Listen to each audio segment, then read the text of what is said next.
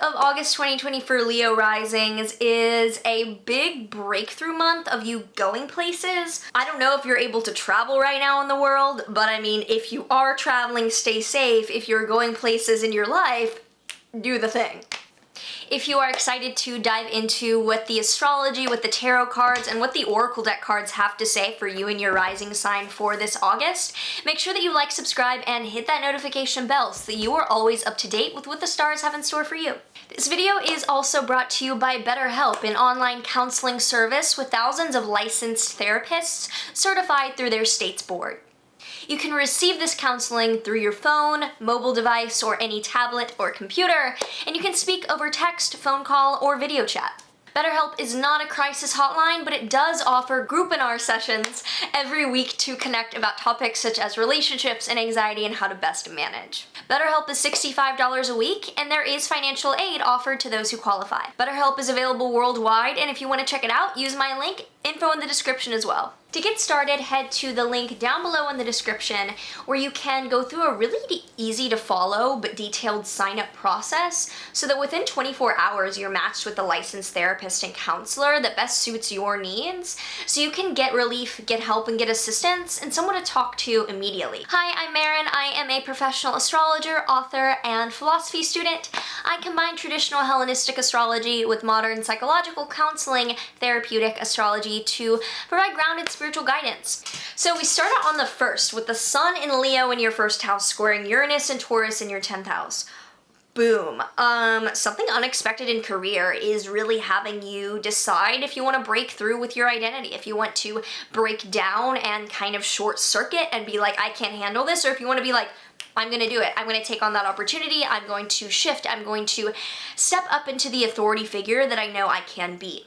On the 3rd, there's then a full moon at 11 degrees of Aquarius in your 7th house, a culmination around relationships and partnerships in your life. A chapter might be ending with a loved one, or like a chapter could be reaching a high point. So it's not necessarily a breakup. Every full moon is not a breakup, but this is something, a chapter ending with one-to-one partnerships and whatever way you are close with someone in your life. On the 3rd, Mars and Aries in your 9th house is squaring Jupiter and Pluto in your Capricorn 6th house. Something around health or illness is making it clear that you need to rethink the way that you are traveling long distances, the way in which you are pursuing educational goals, or the way in which you're interacting with religion. Something regarding your health or your daily routine really is making it known that there are big changes that need to be made around how you get places, because you're going places this month and you're rethinking like, what does that physically need changes?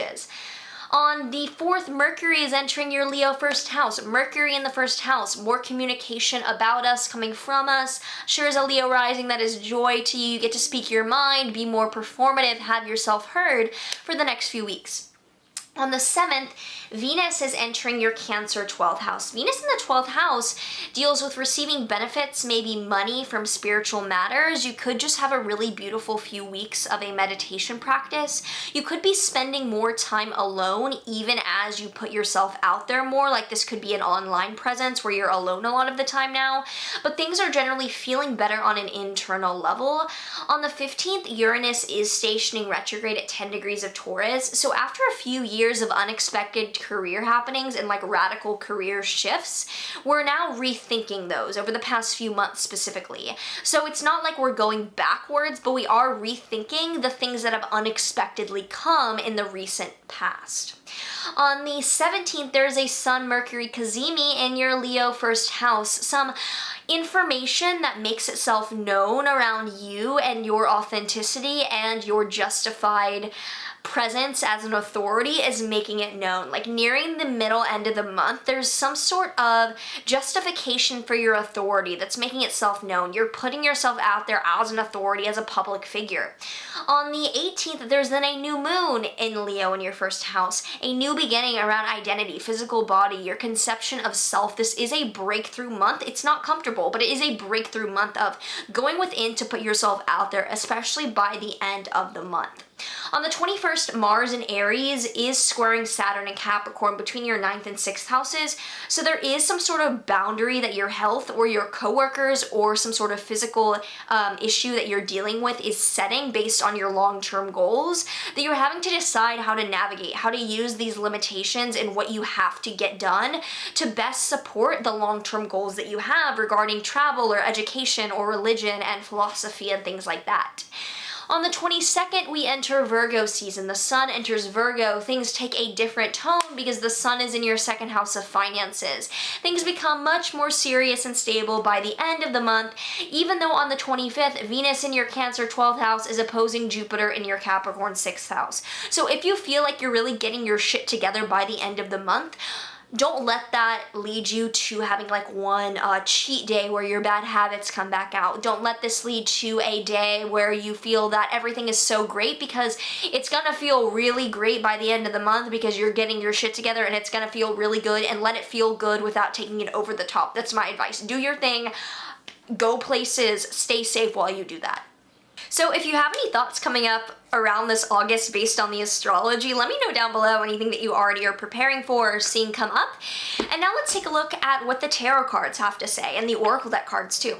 So for Leo risings, we have Temperance. This makes a lot of sense. Temperance is mixing water with wine so that you don't get too fucked up. That's basically what temperance is. Even though I don't even drink, that's a good metaphor. Enjoy, do the good things, do the cool shit this month. Don't take it over the top. That is what the tarot is saying. That is what the astrology is also clear on. So let's get some Work Your Light Oracle deck guidance as well to also understand.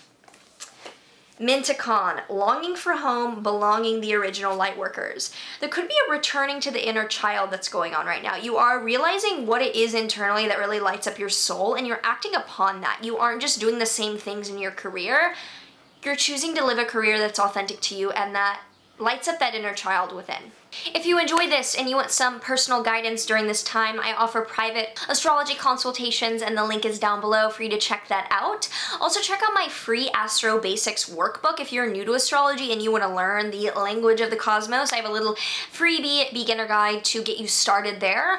And if you are interested in other services, or you are someone who offers various types of metaphysical services, my company Rashi, my website platform, is down below. It's a place for us to hold space for each other. So if you're a spiritual practitioner during this time, look up and offer your services that you're looking for on there. Otherwise, I'm sending so much love. Like, subscribe, do all of the things that you want to do here, and I will see you in the next one. There is one thing you're all